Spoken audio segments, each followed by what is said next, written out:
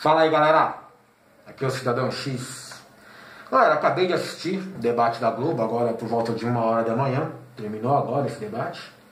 Nada demais, nada para acrescentar, nada digno de fazer uma análise completa do debate, das melhores respostas, das melhores propostas. Tudo meio repetitivo até, tudo meio previsível o comportamento dos candidatos. Aquele esquema onde você, na hora de perguntar para outro candidato, você pergunta alguma coisa na qual você sabe responder bem na réplica. E de preferência algo que deixe o seu candidato adversário meio desconfortável. Mesmo quando era proposto o tema para os caras lá, os caras davam um jeito de manipular tanto a pergunta quanto a resposta. Então ninguém estava muito afim de conflitos. O Haddad apanhou como sempre, porque o vínculo dele com o Lula e tudo aquilo, aquela carga negativa do PT é um ônus gravíssimo para um candidato, certo? Então não tinha muito o que fazer porque o Bolsonaro não estava presente. É o líder das pesquisas, arrumou um atestado falso lá para não comparecer, E é engraçado, galera, que ele estava dando entrevista na Rede Record ao mesmo tempo do debate. Crime. Você sabia que isso é crime? Crime eleitoral. Sim. Não pode dar entrevista? Pode dar entrevista. Só que uma rede pública, ou seja, uma rede de concessão pública de rádio ou TV, ela tem que dispensar o mesmo tratamento para todos os candidatos. Então, se a Rede Record em nenhum momento deu uma entrevista concedida aos outros candidatos da mesma proporção a que ela deu ao Bolsonaro, é crime eleitoral. Ela está proibida de fazer isso. E tanto o PT, quanto o PSDB, quanto outros partidos envolvidos, o PDT, entraram com um processo contra isso. O Bolsonaro não podia aparecer em outra rede de TV. Não da mesma forma que apareceu ali.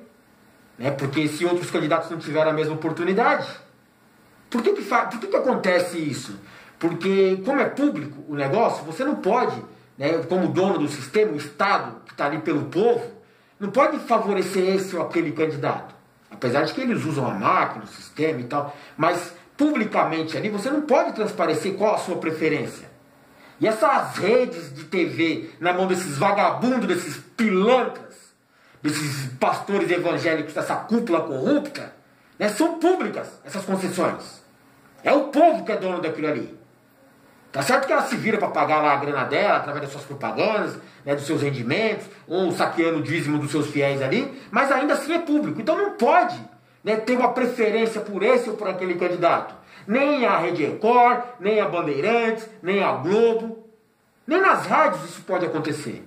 É engraçado que às vezes você está escutando sobre a agenda dos candidatos, e você escuta lá a agenda do candidato Bolsonaro, a agenda do candidato do Ciro Gomes, a agenda do candidato Haddad, e você acaba escutando a agenda do candidato Daciolo, do Meirelles, do Amoedo. Desde que eles divulguem isso, as redes públicas são obrigadas a dispensar esse tempo para outros candidatos.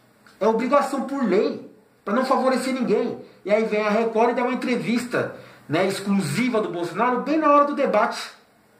Isso é ou não é crime eleitoral? Está previsto em crime. Tanto é que os outros partidos entraram contra. Só que teve um juiz, e aí você percebe que o judiciário brasileiro está totalmente contaminado e comprometido por interesse, corrupção, ambição, a própria ideologia elitista. Os caras já direcionaram para um lado, eles querem o Bolsonaro.